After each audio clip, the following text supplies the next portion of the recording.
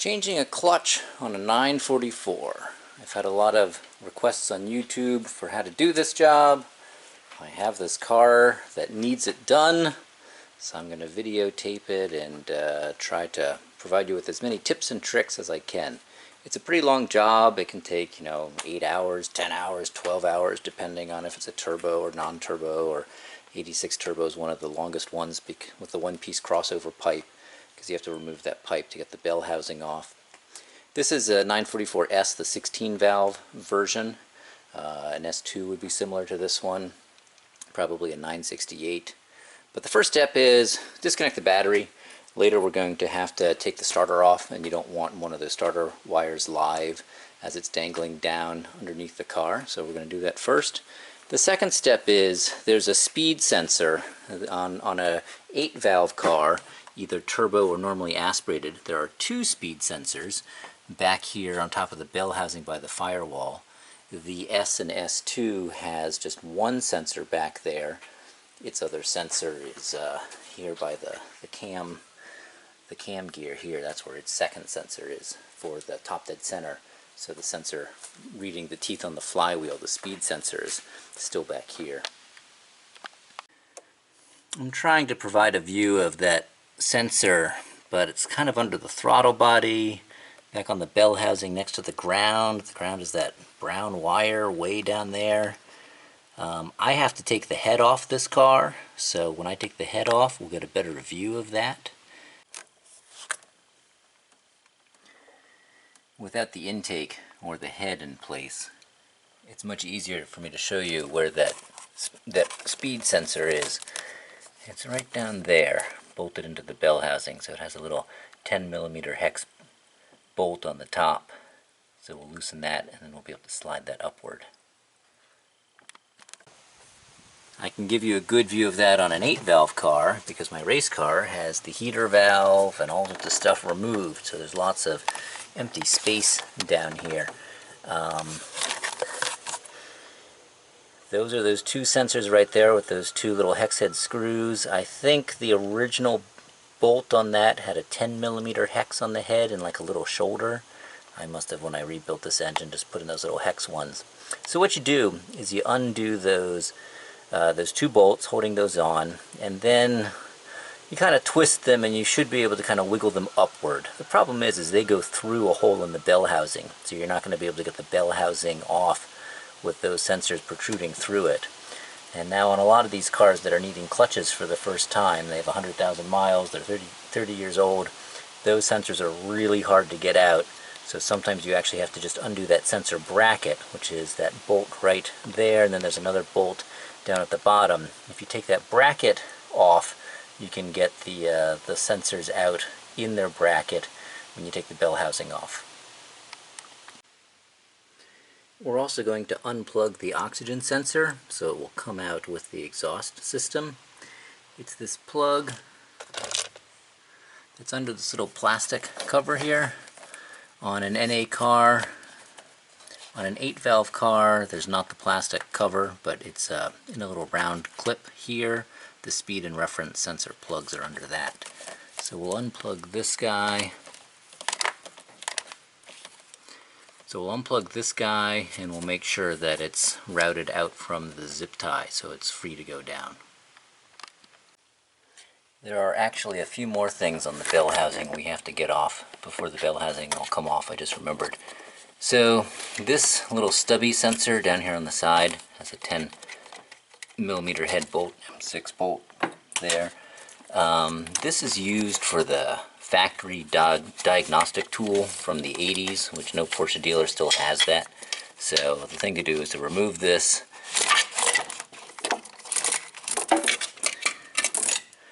Remove this funny little sensor here and throw it right in the trash. Now we have a cable strap right here, and we also have a ground cable, 13mm head. Let's see if we can get this light to show it. That's here on the bell housing. There's a this one back here. There's a 10mm one. That one's to the block. That one we don't have to undo unless we're removing the engine. No need for the clutch, but we do have to get this 13 back there. That's the ground for the starter motor. So I was unsuccessful pulling my speed sensor out of the bracket, so I've undone the bolts on the bracket, and that bracket will come off with the speed sensor when we pull the bell housing off. To remove the exhaust, we're going to undo, I already undid this nut here. This is for the test pipe. I'm going to take this test pipe off when I put it back on and just put a ball bearing under this cap under here, and that will seal up tight. So we're going to undo the center hanger. We're going to undo the rear hanger. This has an aftermarket rear hanger. Just because I think the piece is missing, I'll replace that with a stock one. And then at the very back, we've got two more aftermarket hangers, which will unbolt here from the muffler and take it out. And then we'll be able to take the muffler and cat all out as one piece and put it aside. Removing the header bolts are pretty straightforward. There's 3 on each of the 2 pipes here. 13mm. These are very rusty, probably have not been off before, or if they have been off, it's been a very long time. I'm expecting them to break because they're rusty, so I will be replacing those with new ones. There are 2 heat shields that need to be removed. They have little 8mm head sheet metal screws holding them in. One is right there in the center tunnel over the cat, and the other one is back here between the muffler and the trunk. So this has 2 screws up front and 1 screw up here that's pointed downward, and then 1 up there in the corner. And now I'm going to take off the exhaust hangers by undoing the 2 nuts. Those are lock nuts. They can be a pain. And then drop the hanger down, and then I'll be able to get the U-bolt off. So there's 2 of those, one in the back, one in the front. I like to take them all the way off because we're going to be rotating the torque tube later, and if they're there or even loose, they can bind up in the center tunnel. We have to remove the axles. You can get away with only removing the inner CV joints, but I'm going to take the whole axles out, repack them with grease, and inspect them and make sure they're good. And if the axles are all the way out, it makes the transmission easier to take out. So you've got 6 bolts on the inboard side, and you're supposed to have 6 matching bolts on the outboard side. Someone in the past has replaced them with hex head bolts, which those are probably going to be a challenge to undo, so I'll replace those with the official bolts. On the other side, you can see that it has the official, and these are triple square, so it's got 12 little points on the inside. It takes a special tool, Volkswagen CV bolt tool, or the Porsche CV bolt tool. But a lot of gunk and grime tends to get into the bottoms of these heads, and so you want to use a pick or a little screwdriver and scrape each one out, and even use some brake clean and blast it out a little bit to make sure that it's clean, so that your tool sits all the way down in there and doesn't strip it out. If you do strip one on the inboard ones, they're pretty easy to grab with vice grips and unscrew. On the outboard ones, if you strip one, you're pretty much stuck drilling it. So try to avoid stripping them if you can. If you have a turbo car, you have the transmission cooler kind of near the CV, near this axle. Once you undo the inboard and the outboard side, you can push the inboard side of the axle, the inboard CV joint, upward, and you'll be able to wiggle that axle out of the car. There are 2 little wires on spade connectors at the top of the transmission on the passenger side. That's for the reverse light switch. Try to remember to do those before you drop the transmission, otherwise you're like, what's holding it up? And you break them. On the driver's side, on the later cars, 85.5 onward, you have the impulse sender for the speedometer, which is here. It has a little plastic clip on the top with little metal wire clips, so you spring that metal open, and then that clip comes off. And then at the very top here we have the shift lever bolt, the one with safety wire, which looks like a piece of coat hanger in this car, but it's supposed to be safety wire.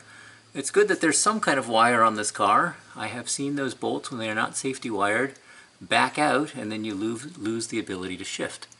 And of course, if you lose the bolt, it's a special little tapered bolt, you're kind of stuck. So make sure you use the safety wire. This little rubber bellows is actually supposed to be pulled over the bolt to help keep moisture out of there, but someone pushed it back and left it in that position.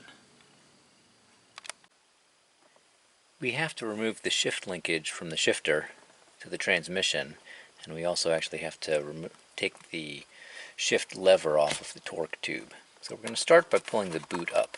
This leather boot has a plastic ring on the inside that clips into this little plastic surround piece. Usually with the smallish flathead screwdriver you can kind of get under the edge and find those two little clips. Here's one of those little clips coming free.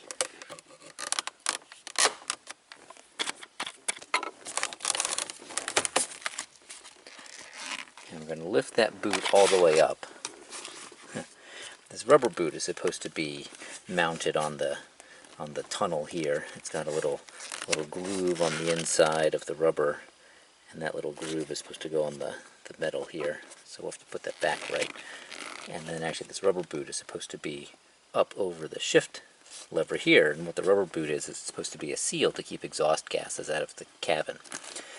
So you would lift this rubber boot up too, and you would have access to this clip. This clip, if you look, it's just on either side. You can just push that off with your fingers. Try not to lose it.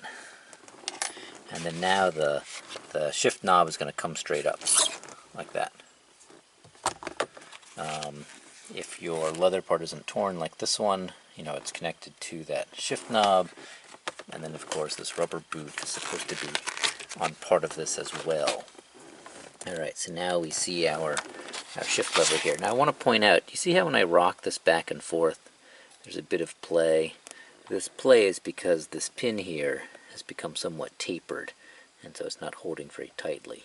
So I'll probably have to fix that as well. Now the first step for taking this off is there's a little circlip on right here.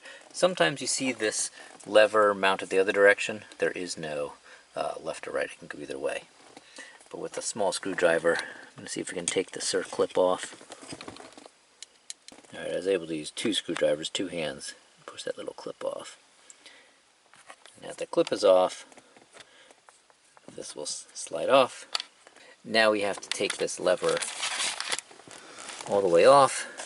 If you kind of dig around in the foam, there's a slit in the front and the back, and there's an M8 13mm head bolt at the rear, and also, so you can get the camera to see in there.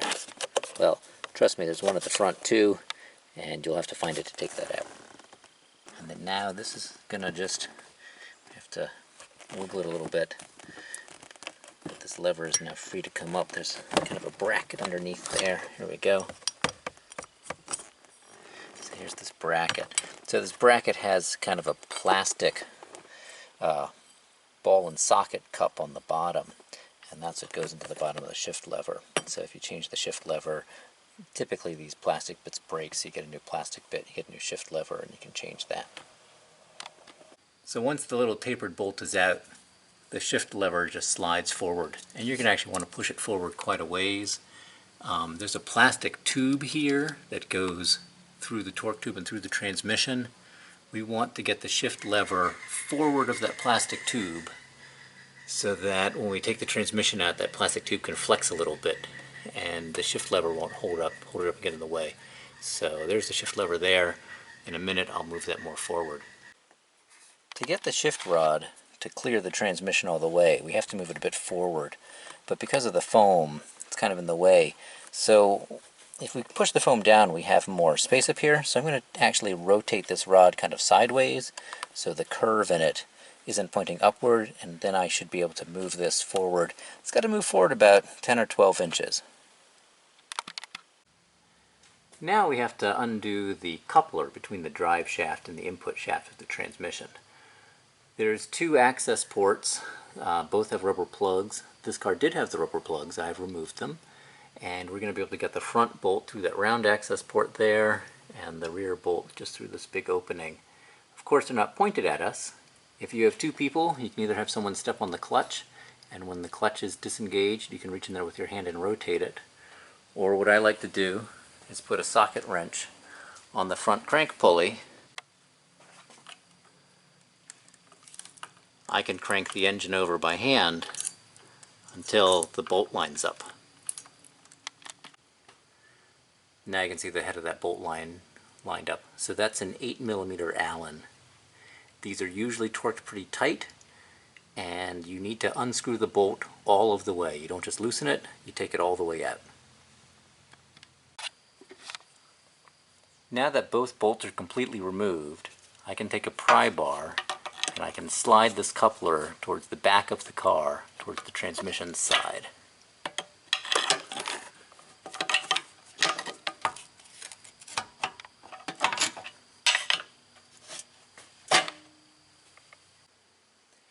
Now we're going to unbolt the transmission from the back of the torque tube. There's two bolts on the right and two on the left. On the passenger side, it takes a 10mm Allen on the top and the bottom bolt. And on the driver's side, the 10mm Allen on the top, and then it's a 17mm hex head bolt on the bottom. Now that those four bolts are out, I'm going to use a pry bar, and I'm going to just separate the transmission from the bell housing a little bit, make sure it moves freely.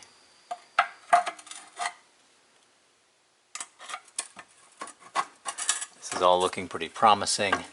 If you look at the top, there's a dowel pin in the top two holes. And so what I'm trying to do is separate those dowel pins before we actually take the transmission out. So right here we're going to help separate that for that dowel pin. Alright. That's the plastic shift lever tube that we have to make sure clears. And you can see my shift lever is all the way forward, so it's not going to hang up the transmission as it comes down. Now on the transmission mount at the top of the transmission, so the late cars have the single transmission mount at the top. The earlier cars have two brackets that go on either side to the cross frame, kind of where the fuel rail is on this side. It'll be very apparent when you undo that. But this one I'm going to undo the nuts. I'm going to get those nuts loose, but not take them all the way out yet. Then I will finish taking off those two nuts on the top, and those two bolts, they're long bolts, they're going to slide all the way out. They go into these little recessed pockets, kind of right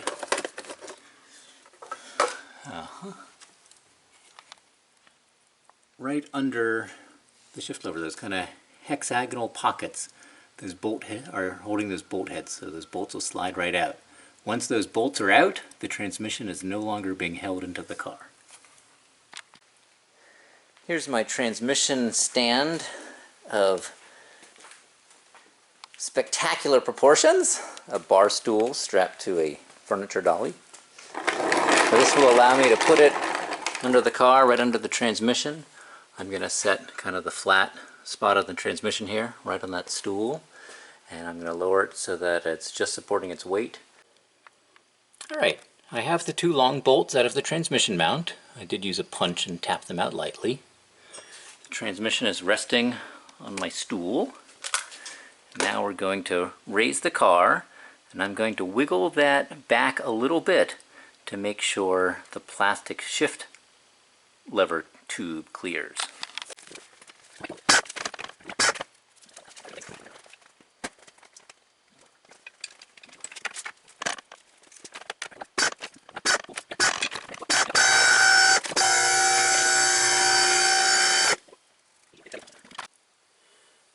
This is how we can tell the clutch is bad. There should be no play in the drive shaft right now. Now we have to take off the transmission crossbar. There's a 17mm head bolt on either side. And we also have to take the fuel filter off, which is held on with a hose clamp. So if we undo this hose clamp so the fuel filter is free, we can take that bar out. We have to remove this little aluminum support bracket. It's kind of guarding the parking brake cables. It's got two 17mm head bolts on either side, but we have to remove that because we're going to be sliding the torque tube rearward, and these little teeth are going to hit that bracket otherwise. Now we have to remove the starter. There's a little 8mm nut on the little wire, and then a 13mm nut on the big wire. Again, make sure your battery's disconnected, because once you start messing with this power cable, it's going to short and spark. And then we have a 19mm head bolt here, and a 19mm head bolt here going from the back side. With the starter out, we can take the slave cylinder out. It's got a 13mm head bolt on the bottom, and another one on the top behind this wiring harness. And then we're going to take off this little 10mm nut on that little strap so that the wiring harness is loose. Next up is removing the clutch fork pin. My preferred method is, so first we have to remove the little bolt that holds it in place. We loosen the lock nut and then thread the bolt back a ways. And then this pin here, this is the clutch fork pin, it's threaded in the bottom for M8.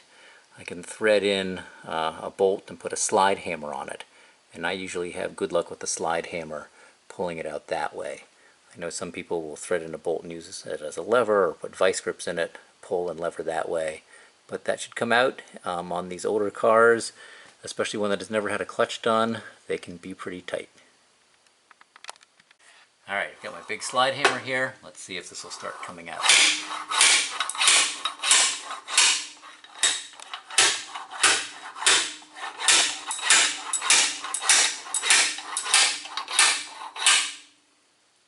There it is.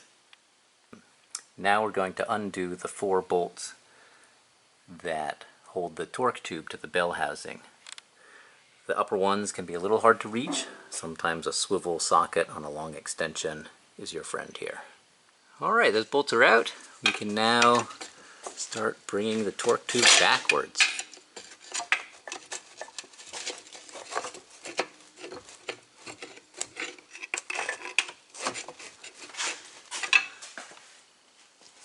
You can see that there's 3 little studs here that center the inside of the torque tube.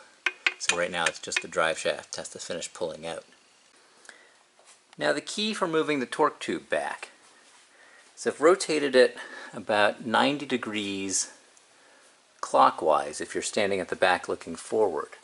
And you can see that the little interlock teeth here, they're now to the side of the car, and one of these teeth is nested into kind of the corner on that suspension crossbeam, and that's going to allow us to pass those teeth through. Here's a view from the other side. So without turning that and getting it in that orientation, you can't get the torque tube back past these interlock teeth, which are like a crash protection safety measure. So now with the torque tube all the way back, so it's touching the shield on the gas tank, that gives us enough clearance in the front. You can see the shaft is pretty well tucked in the tunnel there. This gives us enough clearance to get that bell housing off, change the clutch, take the flywheel off, and then put it all back together. We have to take this little flywheel shield off the bell housing. It's got 1 bolt on either side, 17mm head.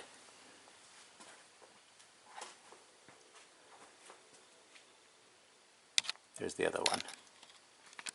So now we're going to undo the bolts that hold the bell housing onto the back of the engine block, which is 4 bolts. 2 up very high, which again are kind of hard to get to, and 2 down low, which are pretty easy. All the bolts are out of the bell housing, so I'm going to start by giving it a little tap with a mallet. Start getting it free. There are dowel pins on the top, so a little bit of tapping, a little bit of pry bar work, that bell housing will come off. With the bell housing off, we now see the pressure plate and our throwout bearing, and you can hear it's kind of dry sounding. The clutch kit comes with the new throwout bearing that we're going to put in. So now we have to take off the bolts for the pressure plate. There's 9 of them in sets of 3, 3 sets of 3.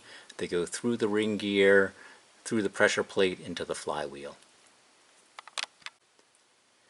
These are under a lot of spring tension because of the pressure plate, and they're kind of easy to strip.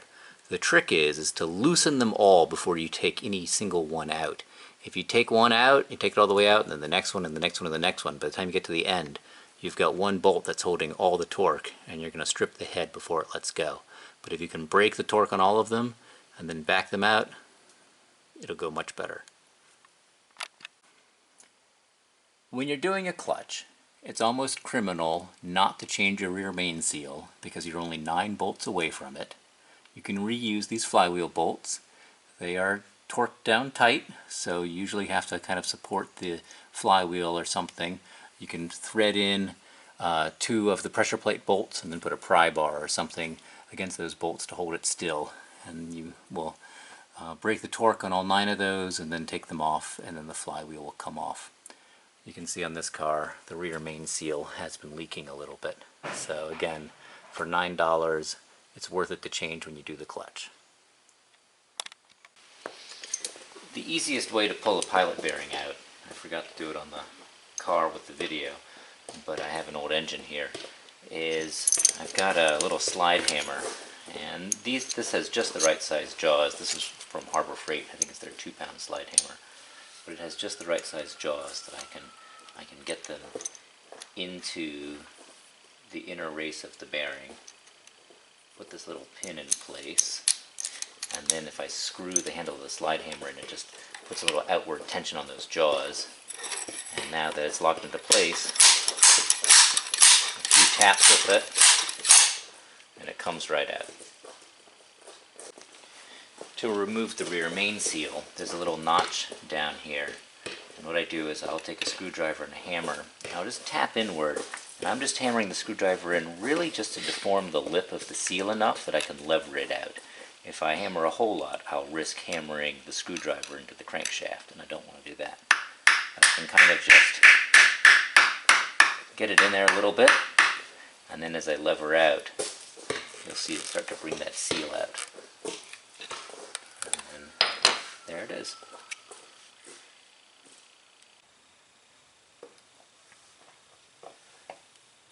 I'm making sure that there's no burrs or rough edges on the mating surface of the girdle and the case, and the surface of the crankshaft. And I'm going to apply a little bit of O-ring assembly grease, synthetic grease, to both the outside of the seal and also the inner mating surface of the seal. Make sure everything is pretty well lubed up. I do not want any dry rubber to push against any of the metal surfaces. It could tear the rubber. And then I'm also going to apply a little bit of that lube to the metal parts.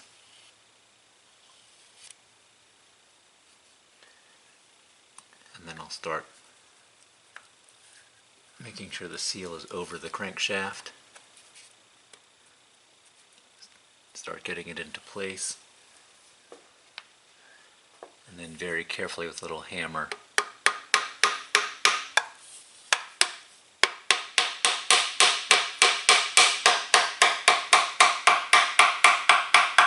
start tapping it in as straight as I can. Now that it's started, I'm going to use the end of my seal driver here, which has a flatter surface, and keep working the seal all the way in.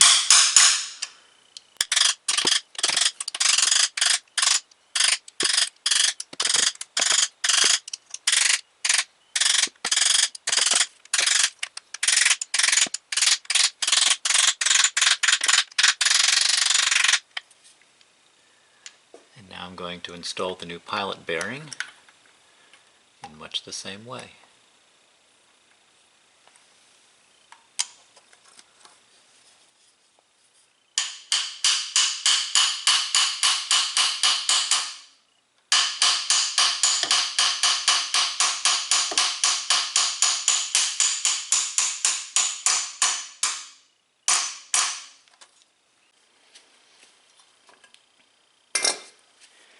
So this clutch disc is shot. This is the original factory 944 clutch disc, which uses a rubber damper between the splined part, which goes to the drive shaft, and of course the part that is grabbed on the flywheel and the pressure plate and is turned by the engine. So 944s typically, as they get close to either 30 years old, 100,000 miles, whatever, this rubber disintegrates. It has heat cycled out, it's dried out, it's heated up and cooled down too many times.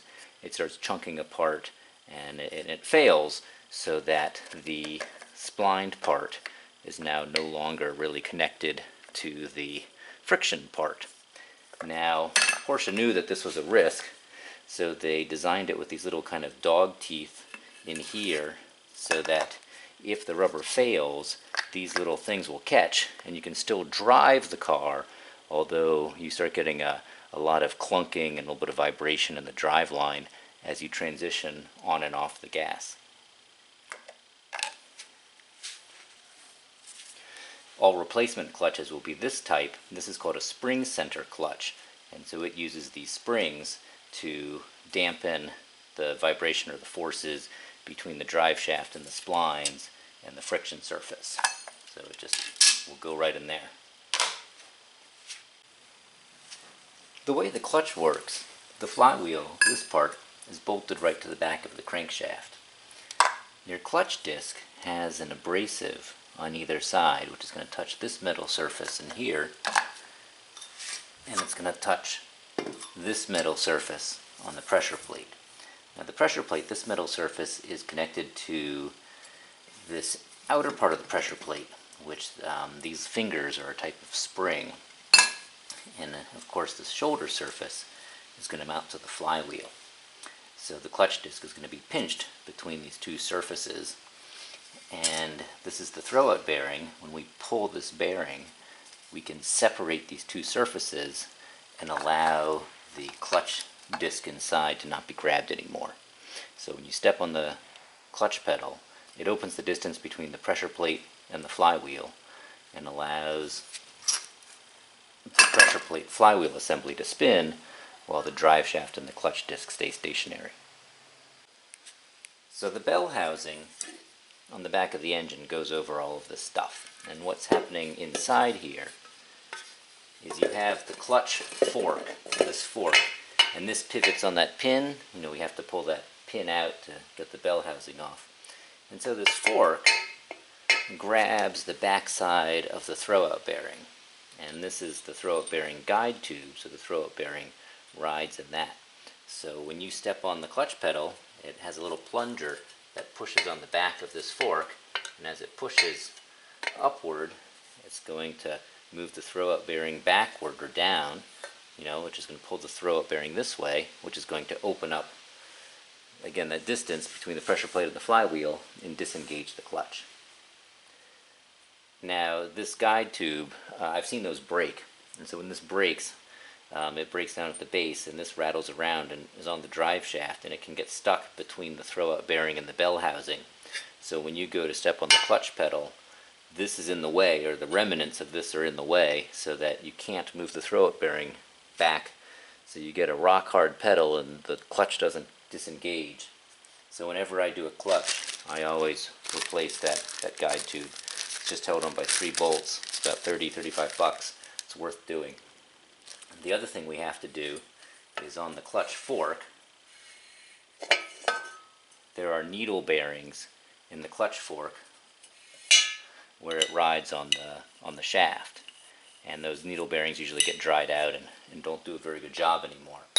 So I always get new needle bearings and I'll use a vise and some sockets, and I'll push the old ones out and push the new ones in. The other thing on this guide pin is in pretty good shape, but sometimes you will see lots of diagonal, or lots of lines going horizontally, and even you can feel them with your fingernail. As the needle bearings lose their lubrication, they tend to kind of dig into this, and it makes for an unsmooth clutch feel. So this pin has this little flat spot that the lock screw goes on.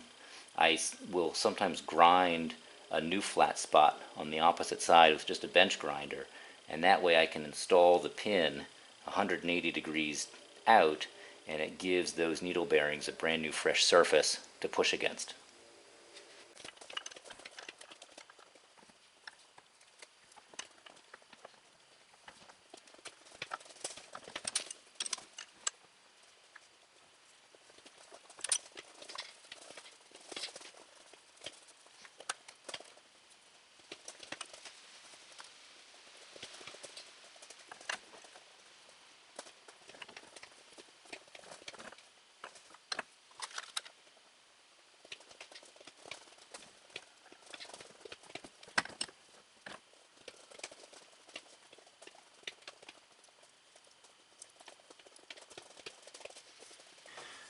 Now the flywheel is ready to put in place. There's a little roll pin on the crankshaft, and that aligns with a specific hole in the flywheel. You get that lined up, and then with the hammer you can tap it into place.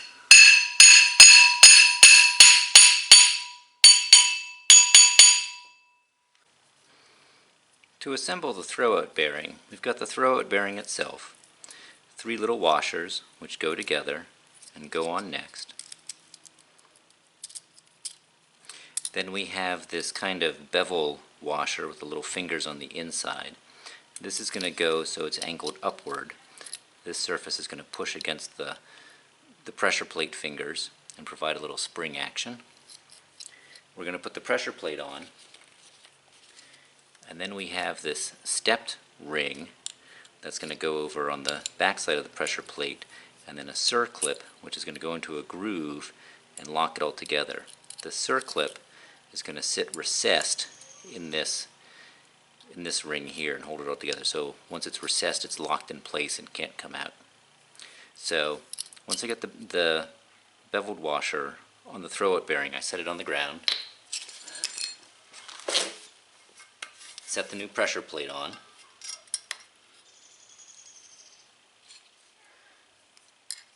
set on the backside washer, and then using a pair of circlip pliers I can extend this out and get it into place here. Now sometimes I can push it down with my hands, or sometimes I'll put my knees on it, and that way I can push down enough to get that locking ring down enough to get the circlip in place.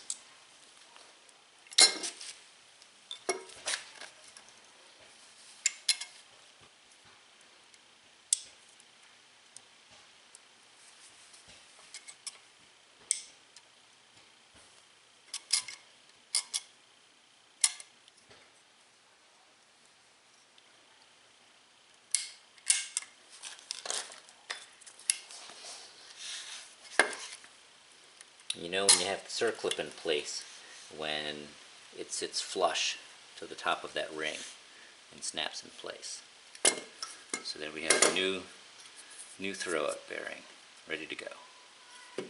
The last thing we have to do to the old pressure plate is we have to take the ring gear off. That's this gear that the starter engages with. So we have to take it off the old pressure plate, put it on the new pressure plate. To do this, I use a brass punch so I don't damage any of the teeth on the gear. And I'm just going to start on one side and just tap a little bit all the way around.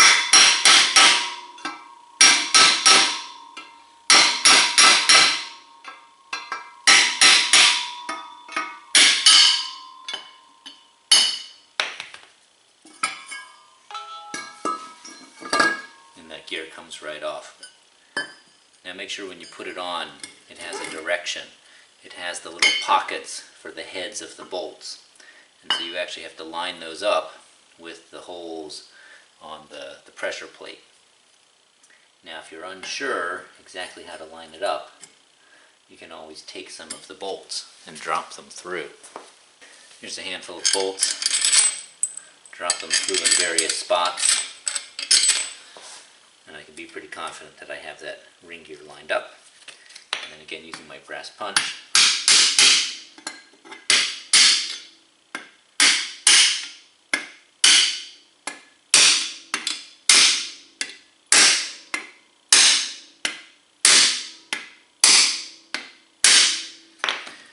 confident I have it in place. I'm confident that the bolts go through it. And now I'm ready to bolt it onto the car. We're ready to put the new clutch disc in. It's pretty straightforward. It only goes in one direction. The clutch kit comes with a clutch installation tool. It is a mimic of the splines of the drive shaft and this little stub which goes into the pilot bearing, like that. So you can put it through the spline of the clutch, put the end into the pilot bearing, and that will hold the clutch disc pretty centered to get it ready for the drive shaft when the drive shaft goes into place. I've cleaned the mating surface of the pressure plate with some brake clean. Now I'm ready to put it in place, lining up the 3 batches of holes.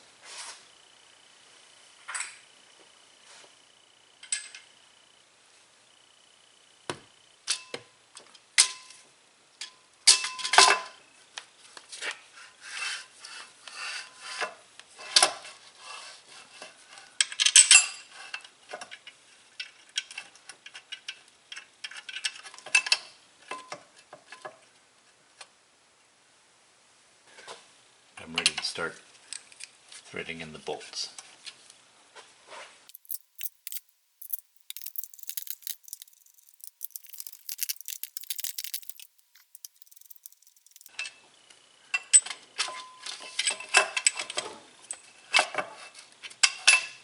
How about I get it lined up properly with the bolt holes first?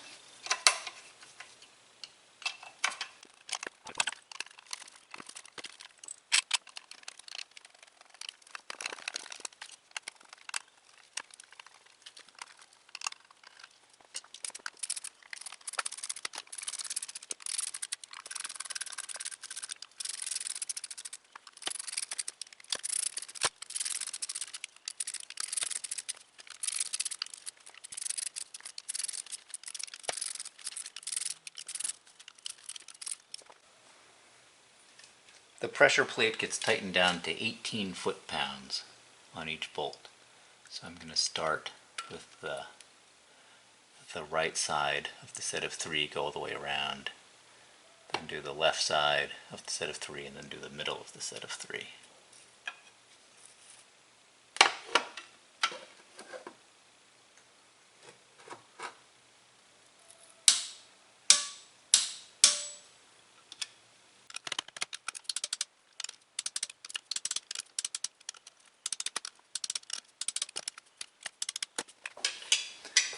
And then when you're done, don't forget to remove your tool.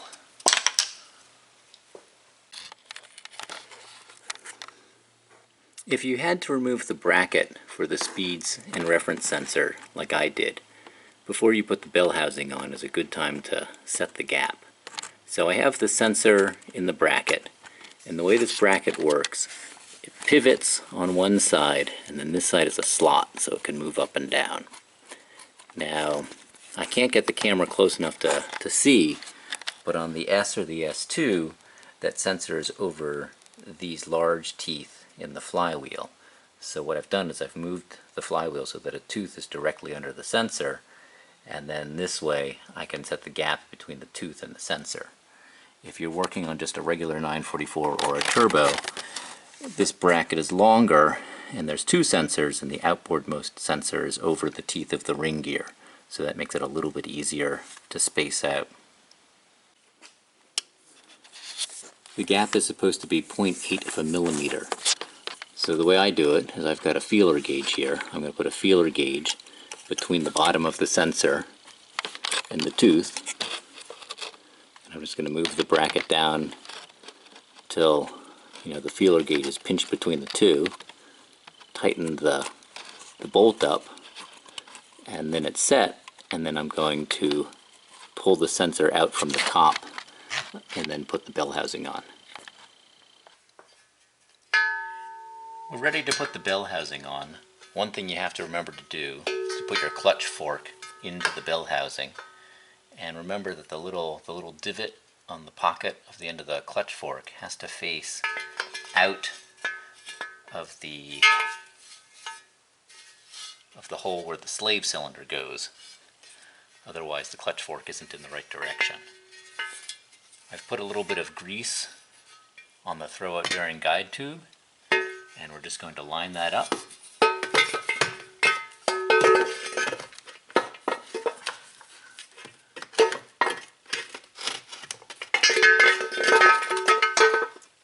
And then get it slid into place.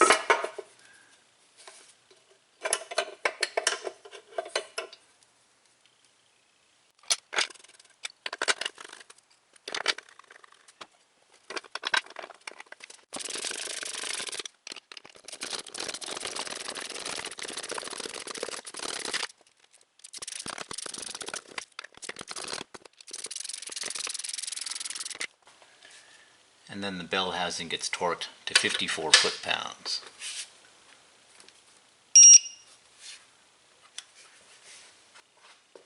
Now we put in the clutch fork pin. I've ground a new flat opposite the old flat. And we're just going to, reaching in through the slave opening here, push that fork up a little bit, get our pin started, and we should be able to kind of find where the bearings are in the fork and get it to slide all the way in. There it goes.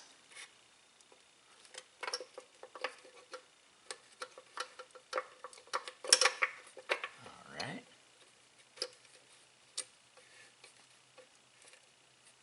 And there's a pin at the top of the travel, so you can't push this too far. Not quite there yet.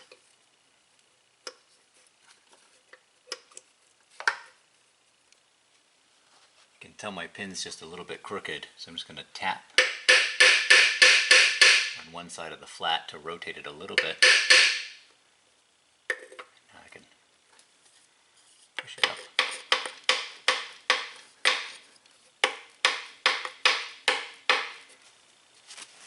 That's about there. The clutch fork moves nicely. I can now tighten down the locking bolt.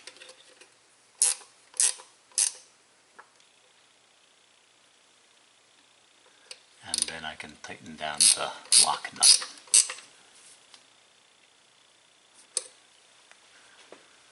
Make sure the slave cylinder's pin goes properly in the pocket in the fork.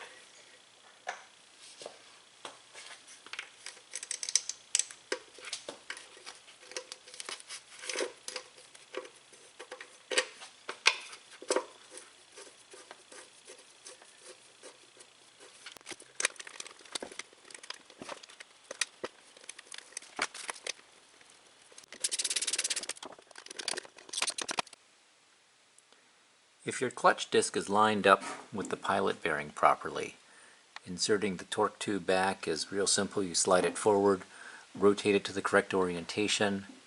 You just turn the drive shaft a little bit until the splines and the clutch disc engage, and then push it all the way forward and bolt it up. If the clutch disc isn't correctly centered and you can't get the torque tube to go all the way up to the pilot bearing, if you put the clutch slave cylinder back in, this thing, you can have a second person step on the clutch pedal, and as that opens up the pressure plate, that disc can move around a little bit, and that might help you guide the drive shaft into the pilot bearing. These 4 bolts on the torque tube are tightened to 30 foot-pounds. My plastic shift tube has one of the little tangs on it is broken off, which actually is nice because I can slide that tube all the way inside the torque tube side so that it's below flush, so the transmission will be able to go up, and then once the transmission's in place I can slide that tube rearward. We also have to make sure the two dowel pins for the transmission are either in the torque tube or else in the transmission. Without those dowel pins to line things up, it's very hard to get the coupling lined up between the drive shaft and the transmission input shaft. And I have put the transmission bracket cross brace in place. Again, if you have an early car, you're not going to have one of these. Once I get the car in position over the transmission,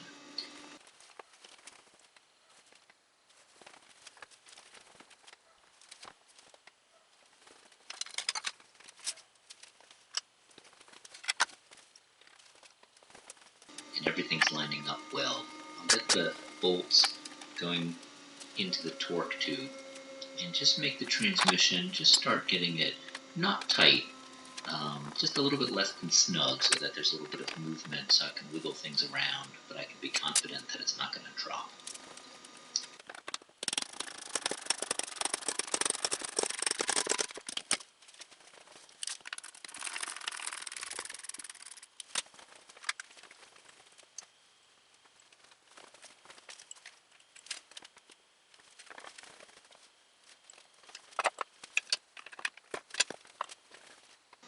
That'll help me line up to lower the car a little bit more, and then I can get that center transmission mount hooked up.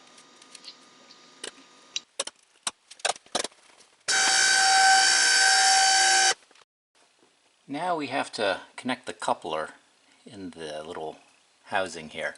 This is pretty tricky. This is one thing some people struggle with. So what I've done is I have the transmission to chassis mount tight.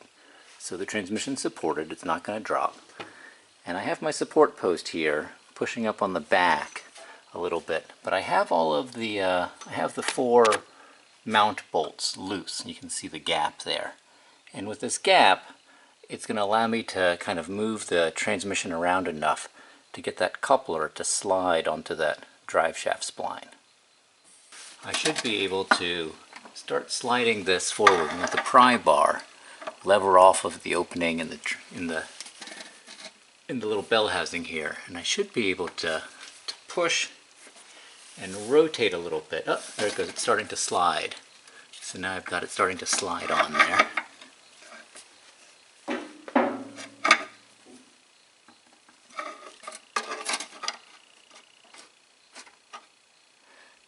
So I'm going to slide it until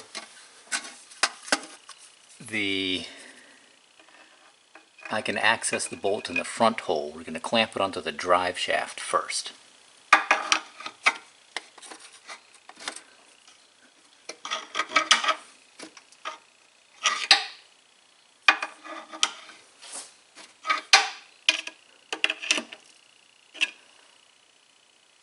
Now I'm going to rotate the engine by hand with the socket on the crank, on the front of the crank, until we get our bolt hole lined up.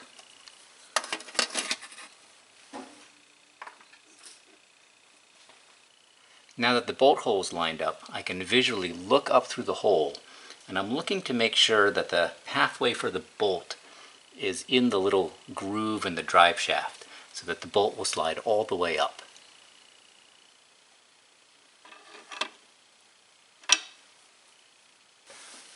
So if I can slide the bolt all the way up through the hole so that it engages the threads and easily threads in, then I have it in the right spot.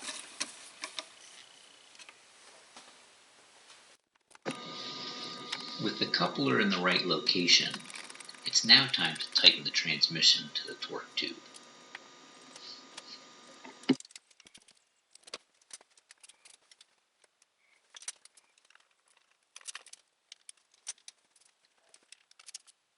I've rotated the drive shaft by turning the engine so that I can access the rearmost bolt. And I don't know if the camera can see this, but if you look up in that hole, you see that the splines of the transmission shaft are in the way, so we're not going to be able to thread that bolt in. With my pry bar in the front hole, I'm going to be able to hook onto the front of this collar, and the drive shaft can slip a little bit in the bearings in the torque tube. So I'm going to push the whole drive shaft forward a little bit until I can see that that bolt's going to slide right through. Almost there.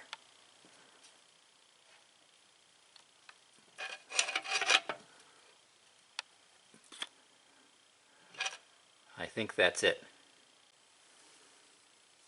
If I can slide my bolt all the way up through there until it engages with the threads, then I'm good to go. After the bolt is torqued to 58 foot-pounds, we're ready to install the little covers here.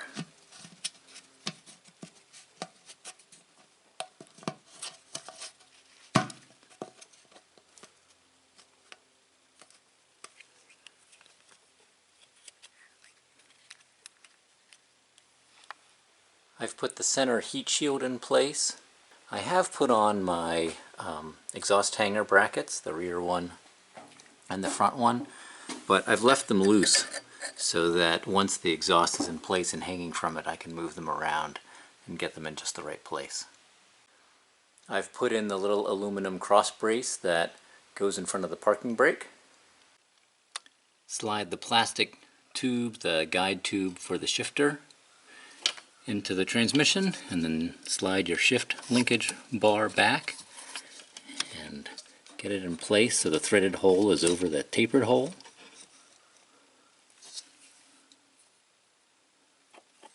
And now we're going to thread in our little tapered bolt. A little safety wire to hold the bolt in place, and then I'll pull the rubber boot over it to keep it dry. Plug in the speedometer drive wire if you have a late car, and you're all done. Except for the axles and the exhaust and the heat shield back here, but it's just about time to wrap it up. Now we torque the axle bolts down to 31 foot-pounds.